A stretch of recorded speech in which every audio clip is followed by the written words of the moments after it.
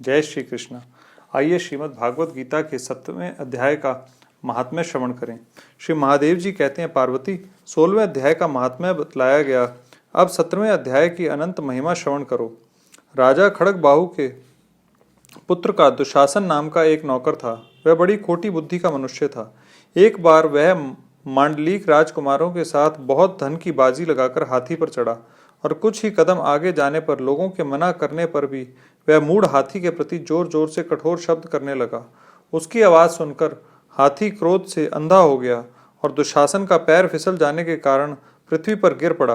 दुशासन को गिरकर कुछ कुछ उच्च श्वास लेते देख काल के समान निरंकुश हाथी ने क्रोध में भरकर उसे ऊपर फेंक दिया। ऊपर से गिरते ही उसके प्राण निकल गए। इस प्रकार कालवश मृत्यु को प्राप्त होने के बाद उसे हाथी की योनि मिली और सिंघल द्वीप के महाराज के यहाँ उसने अपना बहुत समय व्यतीत किया। सिंघल द्वीप के राजा की महाराज खड़गबाहु से बड़ी मैत्री थी, अतः उन्होंने जल के मार्ग से उस हाथी को मित्र की प्रसन्नता के लिए भेज दिया। एक दिन राजा ने श्लोक की समस्या पूर्ति से संतुष्ट होकर किसी कवि को पुरस्कार रूप में वह हाथी दे दिया और उन्होंने 100 स्वर्ण मुद्राएं लेकर उसे मालव नरेश के हाथ भेज दिया। कुछ काल व्यतीत होने पर वह हाथी यत्न पूर्वक पालित होने पर भी असाध्य ज्वर से ग्रस्त होकर मरणासन हो गया। हाथीवानों ने जब उसे ऐसी शोचनीय अवस्था में देखा तो राजा के पास जाकर हाथी के हित के लिए शीघ्र ही सारा हाल कह सुनाया। महाराज, आपका हाथी अस्वस्थ जान पड़ता है। उसका खाना पीना और सोना सब छूट गया है। हमारी समझ में नहीं आता इसका क्या कारण है। हाथीवानों का बताया हुआ समाचार सुनकर राजा ने हाथी के रोग को पहचानने वाले चिकित्सा कुशल मंत्रियों के साथ उस स्थान पर पदार्पण किया जहाँ हाथी ज्वर ग्रस्त होकर पड़ा था। राजा को देखते ही उसने ज्वर जनित वेदना को भूलकर संसार को आश्चर्य में डालने वाली वाणी में कहा, संपूर्ण शास्त्रों के ज्ञाता, राजनीति के समुद्र, शत्रु समुदाय को परास्त करने वाले तथा भगवान विष्णु के चरणों में अनुराग रखने वाले महाराज, इन औषधों से क्या लेना है? वैद्यों से भी कुछ लाभ होने वाला नहीं है। दान और जप से भी क्या सिद्ध होगा? आप कृपा करके गीता के 17वें अध्याय का पाठ करने वाले किसी ब्राह्मण को बुलवाइए। हाथी के कथनानुसार राजा ने सब कुछ वैसा ही किया। तदंतर गीता पाठ करने वाले ब्राह्मण ने जब उत्तम जल को अभिमंत्रित करके उसके ऊपर डाला, तब दुशासन गज योनि का परित्याग करके मुक्त हो गया। राजा ने दुशासन को दिव्य विमान पर आरूढ़ एवं इंद्र के समान तेजस्वी देखकर पूछा, तुम्हारी पूर्व जन्म में क्या जाति थी, क्या स्वरूप था, कैसे आचरण थे और किस कर्म से तुम यहाँ हाथी होकर आए थे? ये सारी बातें मुझे बताओ। राजा के इस प्रकार पूछने पर संकट से छूटे हुए दुशासन ने विमान पर बैठे बैठे ही स्थिरता के साथ अपना पूर्व जन्म का उपयुक्त समाचार यथावत कह सुनाया। तत्पश्चात नरश्रेष्ठ मालव नरेश भी गीता के 17वें अध्याय का पाठ करने लगे। इससे थोड़े ही समय में उनकी मुक्ति हो गई। जय श्री कृष्ण। आइए श्रीमद् भागवत गीता के 17वें अध्याय का पाठ श्रवण करें। इस प्रकार भगवान के वचन सुनकर अर्जुन बोले, हे कृष्ण, जो मनुष्य शास्त्र विधि को त्याग कर केवल श्रद्धा से युक्त हुए देवादिकों का पूजन करते हैं, उनकी स्थिति फिर कौन सी है? क्या सात्विकी अथवा राजसी किंवा तामसी? इस प्रकार अर्जुन के पूछने पर श्री कृष्ण भगवान बोले, हे अर्जुन, मनुष्यों की वह बिना शास्त्रीय संस्कारों के केवल स्वभाव से उत्पन्न हुई श्रद्धा सात्विकी और राजसी तथा तामसी ऐसी तीनों प्रकार की ही होती है। उसको तू मेरे से सुन। हे भारत, सभी मनुष्यों की श्रद्धा उनके अंतःकरण के अनुरूप होती है तथा यह पुरुष श्रद्धा में है, इसलिए जो पुरुष जैसी श्रद्धा वाला है वह स्वयं भी वही है, अर्थात जैसी जिसकी श्रद्धा है वैसा ही उसका स्वरूप है। उनमें सात्विक पुरुष तो देवों को पूजते हैं और राजस पुरुष यक्ष और राक्षसों को पूजते हैं तथा अन्य जो तामस पुरुष हैं वे प्रेत और भूत गणों को पूजते हैं। हे अर्जुन, जो मनुष्य शास्त्र विधि से रहित केवल मन कल्पित घोर तप को तपते हैं तथा दंभ और अहंकार से युक्त एवं कामना, आसक्ति और बल के अभिमान से भी युक्त हैं तथा जो शरीर रूप से स्थित भूत समुदाय को अर्थात शरीर, मन और इंद्रियों आदि के रूप में परिणत हुए आकाश आदि पंच भूतों को और अंतःकरण में स्थित मुझ अंतर्यामी को भी कृश करने वाले हैं, उन अज्ञानियों को तू आसुरी स्वभाव वाला जान। हे अर्जुन, श्रद्धा 3 प्रकार की होती है। जैसे श्रद्धा 3 प्रकार की होती है, वैसे ही भोजन भी सबको अपनी अपनी प्रकृति के अनुसार 3 प्रकार का प्रिय होता है और वैसे ही जप तप और दान भी तीन तीन प्रकार के होते हैं। उनके इस न्यारे न्यारे भेद को तू मेरे से सुन। आयु बुद्धि बल आरोग्य सुख और प्रीति को बढ़ाने वाले एवं रसयुक्त चिकने और स्थिर रहने वाले तथा स्वभाव से ही मन को प्रिय ऐसे आहार अर्थात भोजन करने के पदार्थ तो सात्विक पुरुषों को प्रिय होते हैं।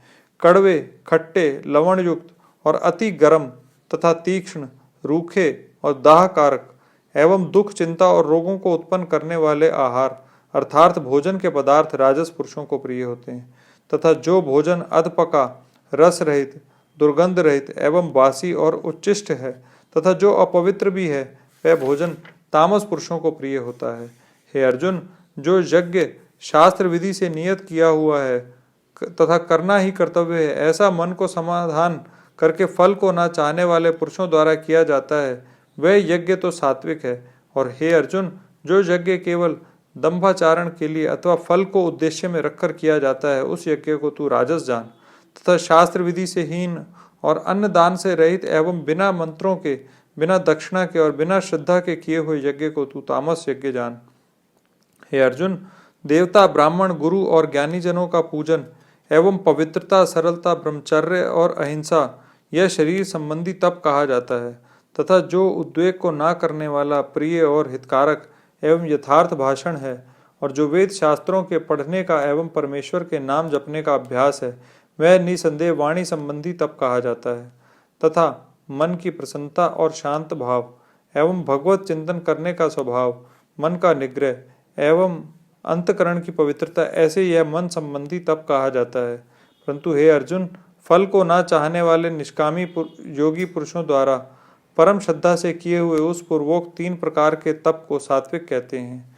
और जो तप सत्कार मान और पूजा के लिए अथवा केवल पखंड से ही किया जाता है वह अनिश्चित और क्षणिक फल वाला तप यहाँ राजस कहा गया है।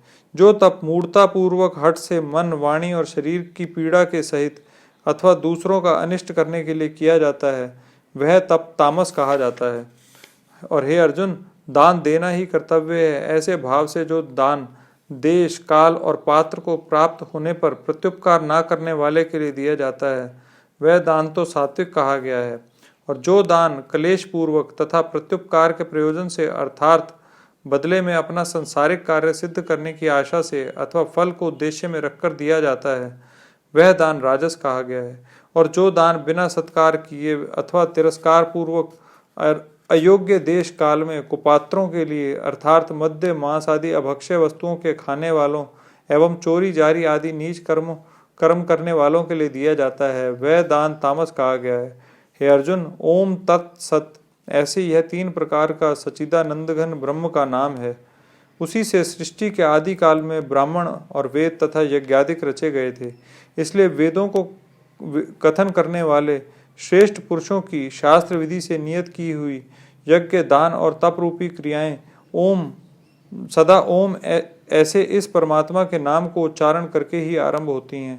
तत् अर्थात तत् नाम से कहे जाने वाले परमात्मा का ही यह सब है। ऐसे इस भाव को फल ना चाहकर नाना प्रकार की यज्ञ तप रूप क्रियाएं तथा दान रूप क्रियाएं कल्याण की इच्छा वाले पुरुषों द्वारा की जाती हैं। सत ऐसे यह परमात्मा का नाम सत्य भाव में और श्रेष्ठ भाव में प्रयोग किया जाता है।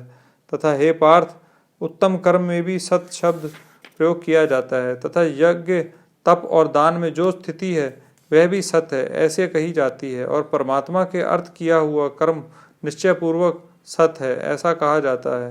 हे अर्जुन, बिना श्रद्धा के होमा हुआ हवन तथा दिया हुआ दान एवं तपा हुआ तप और जो कुछ भी किया हुआ कर्म है वह समस्त असत ऐसे कहा जाता है।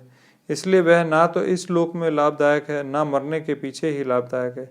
इसलिए मनुष्य को चाहिए कि सच्चिदानंद घन परमात्मा के नाम का चिंतन निरंतर करता हुआ निष्काम भाव से केवल परमेश्वर के लिए शास्त्र विधि से नियत किए हुए कर्मों का परम श्रद्धा और उत्साह के सहित आचरण करे। इति श्रीमद् भागवत गीता रूपी उपनिषद एवं ब्रह्म विद्या तथा योग शास्त्र विषयक श्री कृष्ण और अर्जुन के संवाद में श्रद्धात्रय विभाग योग नामक 17वां अध्याय। जय श्री कृष्ण।